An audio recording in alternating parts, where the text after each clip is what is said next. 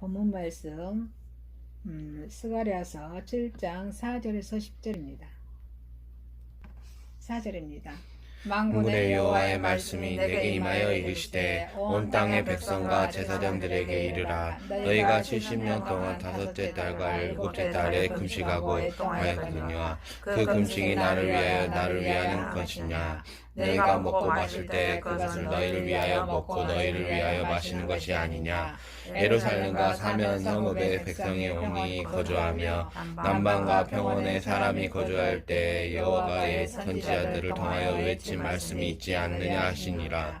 여호와의 말씀이 스가랴에 임하여 이르되 만군의 여호와가 같이 말하시기를 너희 진실한 재판을 행하며 너희 인애와 긍휼을 베풀며 과부와 고아와 나그네와 궁핍한 자를 압제하지 말며 서로 헤아려 마음을 도모하지 말라 하였으나.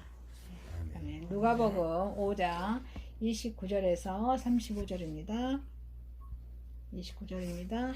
너희가 예수를 위하여 자기 집에 큰 잔치를 하니 세리와 다른 사람이 많이 함께 앉아 있는지라. 바리새인과 그들이 서기관들의 그 제자들을 비방하여 이르되 너희가 어찌하여 세리와 죄인과 함께 먹고 마시느냐.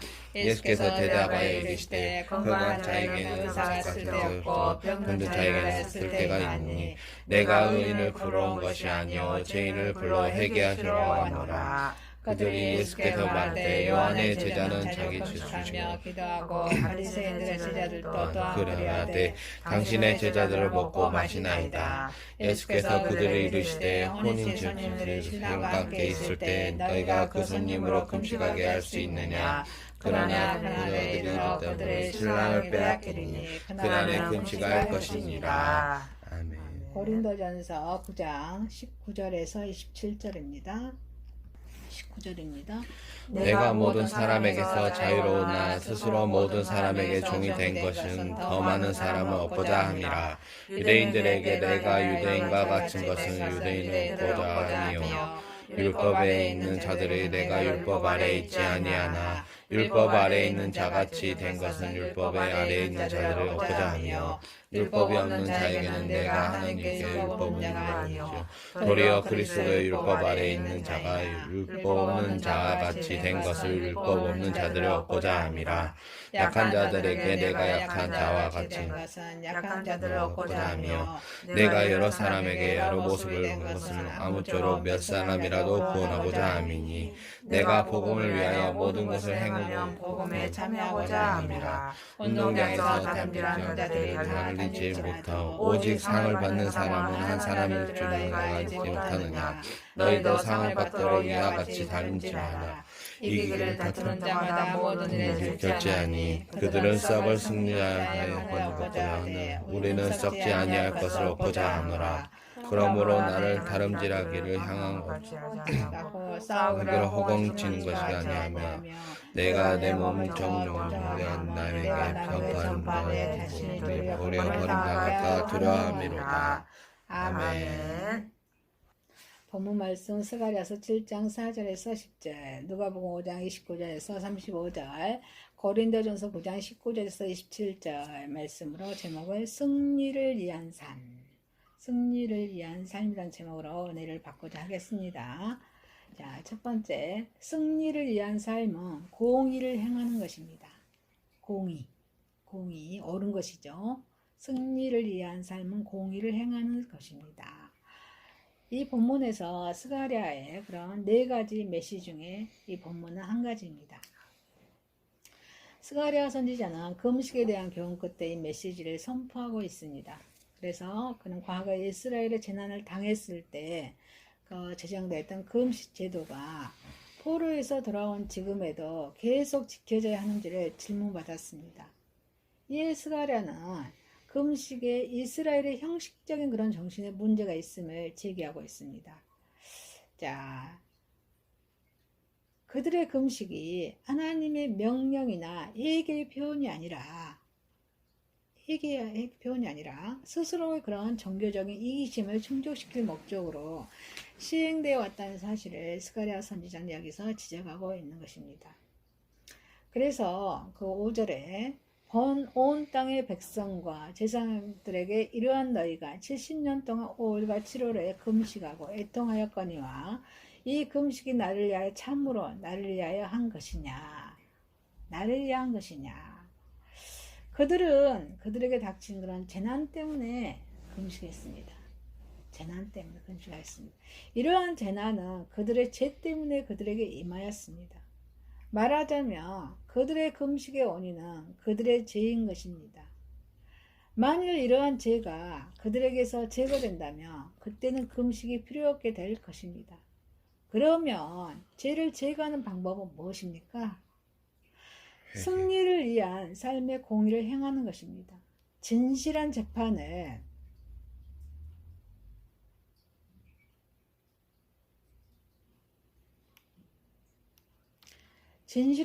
행하는 것입니다. 그래서 9절에 말씀하십니다. 너희는 진실한 재판을 행하며 피차에 인애와 공의를 베풀며 금식의 근본 정신이 무엇입니까?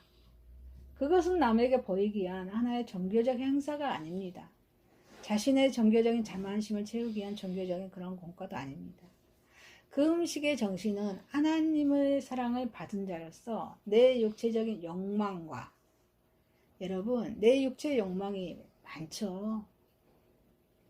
비트코인, 주식, 이성 문제, 욕망이 많죠. 내 육체의 욕망과 혈기를 죽이는 것이고, 혈기를 죽이고 이웃을 사랑하는 데 있습니다. 아멘이십니까? 이게 금식의 정신입니다. 금식의 방법이 아니라 금식의 정신을 강조한 이사야서 58장 6절에 말씀하십니다. 나의 기뻐하는 금식은 흉악의 결박을 풀어주며 명예의 줄을 끊어주며 압제당한 자를 자유케 하며 모든 명예를 끊는 것이 아니겠느냐, 이렇게 말씀하십니다. 물론 정신과 함께 예적인 경건의 모양도 중요하긴 합니다. 그보다 더 중요한 것은 금식이 사랑의 실천에 있다는 것을 인식하는 것입니다. 아멘. 그런 의미에서 뇌물을 받고 가난한 자를 억울하게 하는 재판은 심판을 받을 수밖에 없는 것입니다. 자, 미가 선지자는 뇌물을 받고 재판하는 이스라엘의 그런 두령에게 하나님의 재앙이 임할 것이라고 하였습니다. 미가서 3장 11절입니다. 그 두령은 뇌물을 위하여 재판하며 그 제사장은 싹을 위하여 교훈하며 그 선지자는 돈을 위하여 점치는, 사회는 결코 희망이 없는 폐역의 사회라고 미가 선지자는 선언하고 있습니다. 그들의 행위는 내 이웃을 사랑하라는 율법의 정신에서 이탈했기 때문입니다. 우리는 금식으로서 우리의 죄를 용서받으려고 애쓰기 전에 먼저 우리의 잘못된 행위가 무엇인가? 우리의 잘못된 행위들이 무엇인가?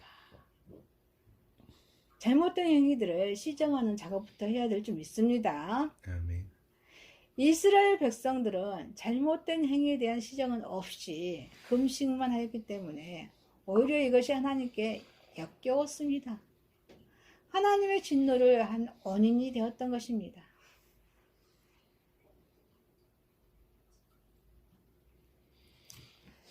자, 승리를 위한 삶은 또 공의를 행하는 것인데요. 불행한 사람들을 돌아보는 것입니다. 말라기서 3장 5절을 말씀하십니다. 내가 심판하러 너에게 임할 것이라.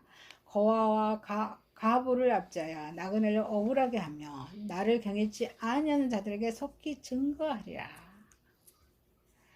모세의 율법과 선지자들은 한결같이 의지할 데 없고 불행한 사람들인 그런 고아, 가부, 나그네와 궁핍한 자들을 옹호하고 있습니다. 그래서 출애굽기 22장 2절에도 너는 고아, 가부를 해롭게 하지 말라, 이렇게 하신 하나님께서는 신명기 10장 18절에서도 고아와 가부를 위하여 신원하시며 나그네를 사랑하사 그에게 식물과 의복을 주시는 분이십니다. 또 시편 68편 5절에도 하나님은 고아의 아버지시며 가부의 재판장이시라 말씀하십니다. 그래서 시편 146편 9절에 하나님은 객을 보호하시며 고아 갑을 붙드시고 악인의 길을 굽게 하시는 분이시다 라고 말씀하심으로써 하나님을 사랑한다고 말하는 사람들은 누구나 하나님의 사랑을 받고 있는 그런 고아, 가부, 나그네, 또 궁핍한 자들을 사랑해야 될 줄 믿습니다. 아멘. 예수님께서도 하나님을 사랑하고 이웃을 사랑하는 것이 율법의 선지자의 대강령이라고 하셨습니다. 그래서 고아 가부를 멸시하는 자는 하나님의 자녀라고 말할 수 없는 것입니다. 하나님의 자녀는 불행한 사람들을 돌보아야 합니다. 이러한 명령에 순종하는 자를 하나님은 의미 없는 수십일간 금식하는 그런 종교적인 열광주의자보다 더 기뻐하십니다.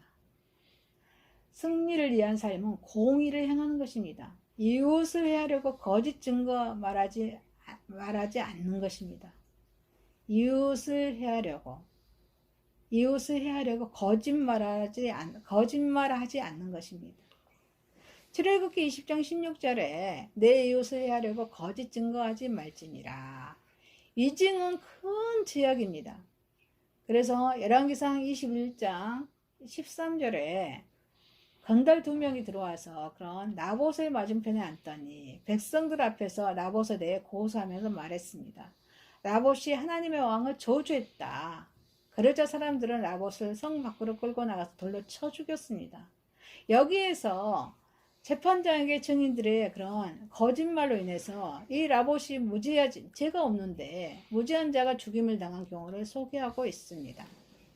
이것은 참으로 무서운 죄악으로서 예수님도 거짓 증인의 모함을 받아서 십자가형의 선고를 받았습니다. 재판은 옛날이나 오늘이나 또 원고와 피고 간의 증거물을 바탕으로 해서 재판관은 재판을 받습니다. 그러므로 재판장에게는 원고와 피고와 증인이 출석하여야만 합니다. 그런데 재판장에서 증인이 거짓말을 하게 되면 원고 피고 중 한쪽은 억울하게 되고 또 죄를 뒤집어 쓰게 되죠. 그래서 죽음을 당할 수도 있습니다. 그래서 이러한 것은 악한 생각과 살인, 간음, 음란, 도적질, 거짓 증거, 이 모든 것은 어디서 나오는 것이에요? 마귀에게서 나오는 것입니다. 마귀에게서 나오는 것입니다. 그래서 마태복음 15장 19절에 마음에서 나오는 것은 뭐예요? 악한 생각, 또 살인, 간음, 음란, 도둑질, 거짓 증거, 해방이니. 마태복음 15장 19절에 이렇게 말씀하십니다. 이런 일들을 행하는 자들은 지옥불로 들어갈 것입니다. 그러므로 성도들은 결코 이웃을 해하려고 거짓 증거해서는 안 됩니다. 마태복음 5장 37절 말씀하십니다.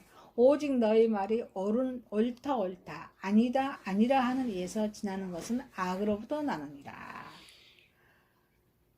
사랑하는 여러분, 승리를 위한 삶은 공의를 행하는 것입니다.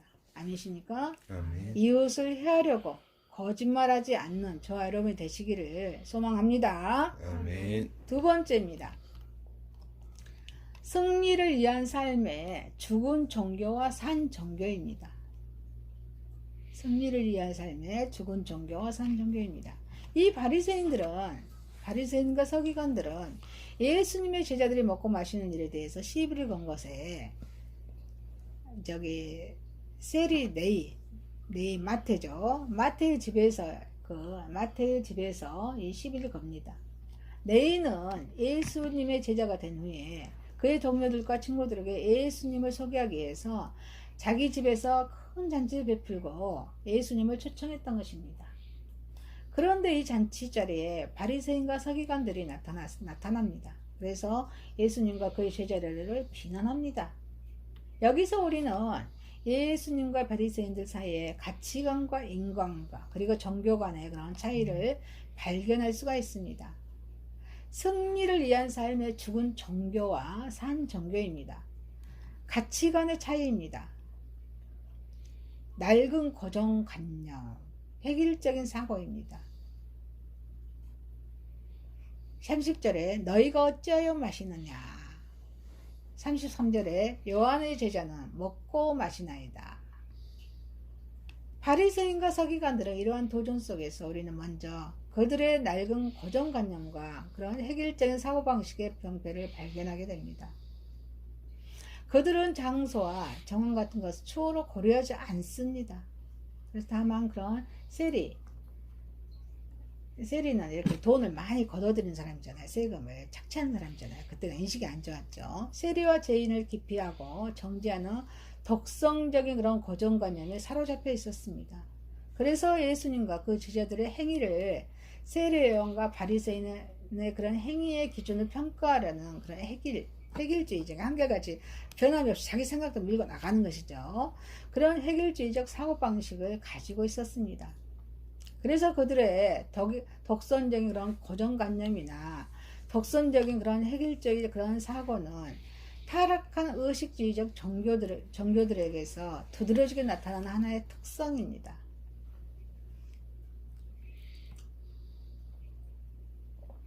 그런 고정관념, 획일주의는 어떻습니까? 생동하는 생명원리에 입에되는 그런 가치관의 산물입니다. 인간의 생명활동을 고정관념에 의해 평가하는 한 거기에는 상호 이해와 화합과 보다 높은 인간의 승화나 구원을 기대할 수 없는 것입니다.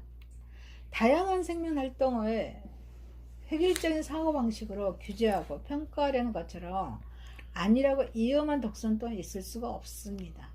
그래서 고정관념이나 획일주의나 독선 등은 죽은 영혼의 특성입니다. 아멘. 승리를 위한 삶의 죽은 종교와 산 종교입니다. 창조적인 가치관, 다양한 사고입니다. 32절에 내가 의인을 회개시키려 왔노라. 34, 35절에 혼인집 손님들이 신랑과 함께 있을 때 금식하게 할 수 있느냐. 신랑을 빼앗기리니 그날에는 금식할 것이니라.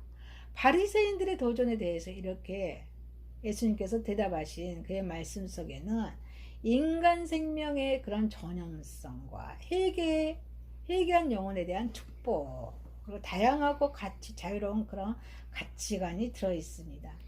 예수님은 세리와 죄인의 친구가 되십니다.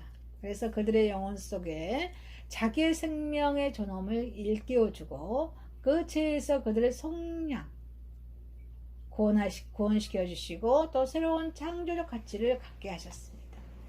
그리고 또 사물이에 대한 다양하고 자유로운 사고를 하도록 예수님께서는 그들에게 교훈하셨습니다. 생명은 스스로 자존심을 갖는 것입니다. 생명은 다양하고 자유로운 몸짓으로 그 생명력을 표출해야 하는 것이기 때문입니다. 자, 승리를 위한 삶의 죽은 종교와 산 종교입니다. 종교 간의 차이입니다. 인간 간의 문제입니다. 바리새인들은 어떻습니까? 바리새인과 서기관들은 세리 네이의 집에 앉아 있는 사람들을 세리와 죄인들로 규정하고 있습니다. 세리의 집에 앉아있는 사람들 누구나 다 죄인이라고 생각합니다. 유대인들이 세리를 민족 반역자처럼 생각한 것은 그들이 걷는 세금이 로마를 위해서 사용됐고 또 정해진 세액보다 더 많이 걷어들이고 적당히 바치고 자기가 어때요? 이 세리들이 착복했기 때문에 이 아주 안 좋게 생각했습니다. 이런 일로 인해서 세리는 죄인과 창기와 이방인과 같이 취급되면서 멸시, 기피 대상이 되었습니다. 그래서 이 마태 세리 집에서 같이 음식을 먹는 것은 세리와 동료로 취급받기에 합당한 것을 그들은 생각했습니다. 이러한 인간관에서 정죄가 있을 뿐 그들에 대한 구원의 길은 철저히 닫혀져 있었습니다. 그러나 어떻습니까? 우리 예수님께서는 이들이 기피하는 기피하는 그런 마태와 세리들과 친구가 되셨습니다. 병자에게 의사가 필요한 것처럼 주님은 그들을 가까이 하셨습니다. 주님께 있어서 이들에 대한 유대인들의 생각은 편견에 불과한 형식 논리에 불과했습니다. 주님은 어떤 상태에 있는 인간일지라도 그 사람의 생명에 절망하지 않으셨습니다. 어떤 사람에게도 주님은 생명의 존엄과 그 영혼의 구원에 대한 희망을 버리지 않으셨습니다. 주님은 그들 속에서 언제나 하나님의 형상을 발견했습니다. 누구에게나 그것을 인정하셨습니다. 주님의 이러한 인간관에서 우리는 하나님의 긍휼의 근거와 구속사역에 대한 무한한 사랑을 깨달아야 될 줄 믿습니다. 아멘. 승리에 의한 삶의 죽은 종교와 산 종교입니다. 종교 간의 문제입니다.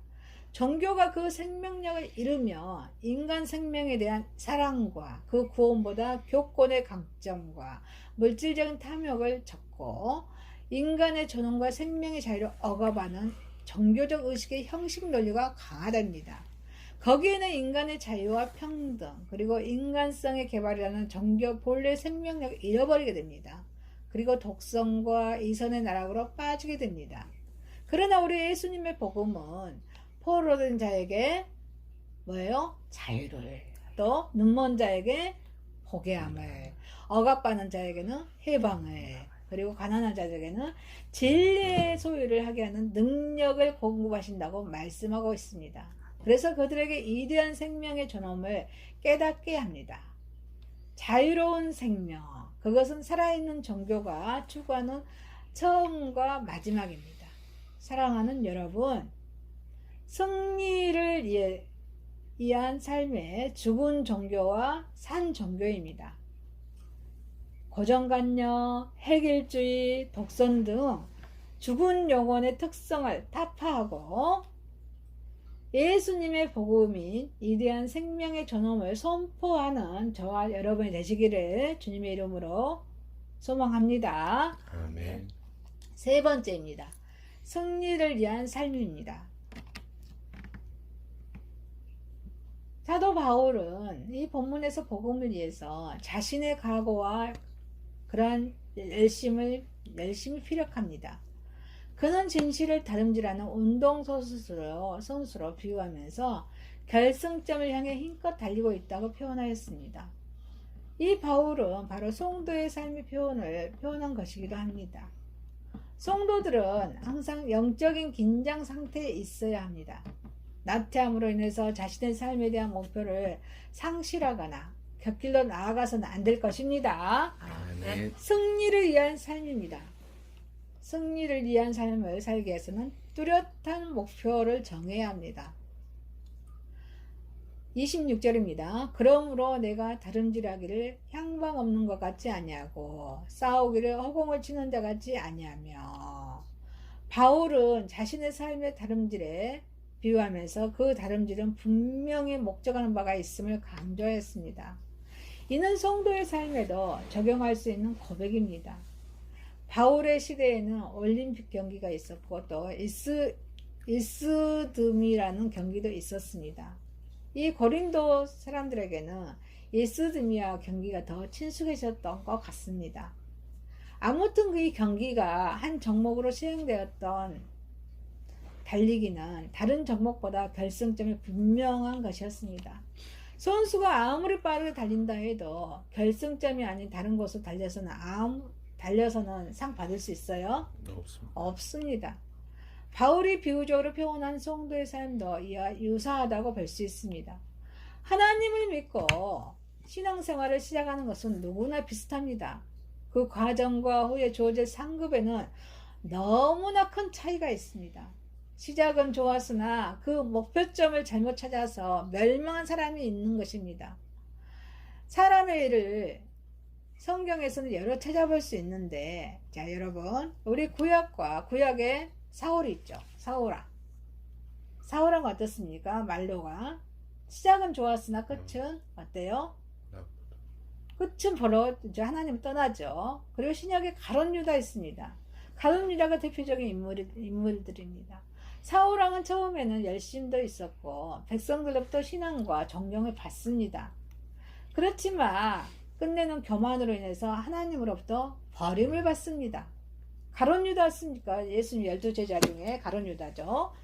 가룟 유다도 가룟 유다는 예수님의 그런 12제자 가운데 한 사람입니다. 그래서 특별히 선택되었지만 세상의 정욕, 뭐예요? 세상의 정욕, 돈, 재물, 이런 것이 눈이 어두워서 멸망의 길로 가고 말았습니다. 이러한 사람들은 모두 신앙생활의 공 목표를 상실하고 자초한 그런 본보기입니다. 저와 여러분은 항상 이 생의 삶보다는 하늘나라에서 누릴 영생과 상급을 바라보면서 자신의 길을 정확하게 달려가야 될 줄 믿습니다. 아멘. 승리를 위한 삶입니다. 승리를 위한 삶은 스스로를 다스려야 합니다. 우리 자신을 다스려야 합니다. 25절입니다. 이기기를 다투는 자마다 모든 일에 절제하나니. 모든 일에 뭐예요? 절제하나니. 저희는 썩을 면류관을 얻고자 하되 우리는 썩지 아니할 것을 얻고자 하노라. 이 구절에서 절제한다는 말은 어떤 명령 아래에 있는 것 혹은 욕망을 억제하는 것을 의미합니다. 이 절제한다는 뭐예요? 어떤 명령 아래에 있는 것, 욕망을 억제하는 것입니다. 절제는 성령의 9가지 열매 중에 제일 마지막이죠. 성령의 9가지 열매 중에 절제가 마지막입니다. 갈라디아서 5장 23절에 온유와 절제니 이와 같은 법을 근저할 법이 있다 없다? 없다, 없느니라. 그래서 하늘나라의 상급을 향해 달려가는 우리 성도들은 자신의 세상을 향해 욕심을 다스릴 줄 알아야 합니다. 육신의 소욕을 사는 자는 잠시의 쾌락을 누릴지는 모릅니다. 더 큰 기쁨을 잠시의 쾌락을 누릴지 모르나 더 큰 기쁨을 상실하게 됨을 깨닫지를 못합니다. 그리스도께서는 진주장사의 비유를 통해서 값진 것이 무엇이고 그것을 얻기 위해서 어떠한 삶을 살아야 하는가를 마태복음 13장 45절 46절에 말씀해 주고 있습니다. 세상의 소욕을 따라서 살면서 하늘의 상급을 받는 자는 있어요, 없어요? 하늘의 상급을 받면서 세상의 소욕을 살면서 하늘의 상급 받는 사람 아무도 없습니다. 성도는 어떤 기쁨이 참되고 영원한 것인지 분간할 수 있어야 합니다. 바울이 말한 썩지 아니할 것이라는 말은 하나님께서 그의 충성된 종에게 주시는 상급이 세상의 것과는 전혀 다른 차원의 것임을 의미합니다. 승리를 향해 달려가는 성도들은 이런 의미에서 자신을 끝까지 제어하여서 올바른 길에서 벗어나지 않도록 해야 할 것입니다. 아멘. 승리를 위한 삶입니다. 승리의 삶을 위한 삶은 승자와 패자의 모습을 알아야 합니다. 27절에 내가 내 몸을 저 복종하게 하면 내가 남에게 전파한 후에 자기가 도리어 버림이 될까 두려워함이로다. 영광의 면류관을 향해 달려가는 성도들은 만일 그 길에서 낙오되거나 벗어났을 경우에 비참한 처지에 대해 생각해 보면서 자신의 각오를 가다듬을 줄도 알아야 합니다. 이대한 전도자고 사도였던 우리 사도 바울도 본문에서는 버림이 될까 염려했습니다.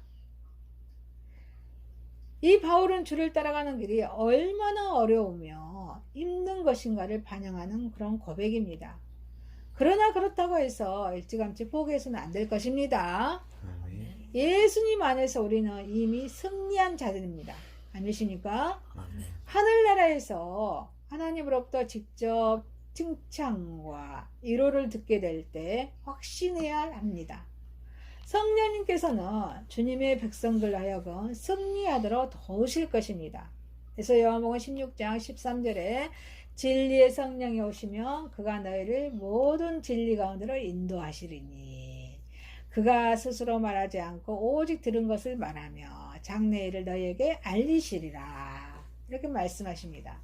이 본문에서 바울은 자신을 치면서까지 진리에 복종시킨다고 했는데 성도들도 이런 단단한 각오가 있어야 될 줄 믿습니다. 아멘. 이러한 전투적인 삶을 통해서 주어진 상급이야말로 귀하고 값진 것입니다. 히브리서 13장에 기록된 믿음의 승리자들도 바로 이러한 귀한 삶을 살았습니다. 후에 우리들도 그러한 이름 가운데 동참할 수 있어야 될 줄 믿습니다. 아멘. 사랑하는 여러분, 승리를 위한 삶입니다. 목표를 뚜렷이 정하고 스스로 잘 다스려서 승자와 패자의 모습을 잘 아는 저와 여러분이 되시기를 주님의 이름으로 소망합니다. 아멘. 말씀을 마치겠습니다. 승리를 위한 삶은 공의를 행하는 것입니다. 승리를 위한 삶의 죽은 종교와 산 종교입니다. 승리를 위한 삶입니다. 기도드리겠습니다. 하나님 아버지, 승리를 위한 삶으로 공의를 행하게 하옵소서. 이웃을 해하려고 거짓말하지 않게 하여 하옵소서. 고정관념, 획일주의, 독선 등 죽은 영혼의 특성을 타파하게 하옵소서. 예수님의 복음의 이대한 생명의 존엄을 선포하게 하옵소서. 주님을 잘 섬기면서 우리 스스로 잘 다스리게 하옵소서. 승자와 패자의 모습을 잘 알게 하옵소서. 승리를 위한 삶으로 인도하여 주옵소서. 예수님의 이름으로 기도드리옵나이다. 아멘.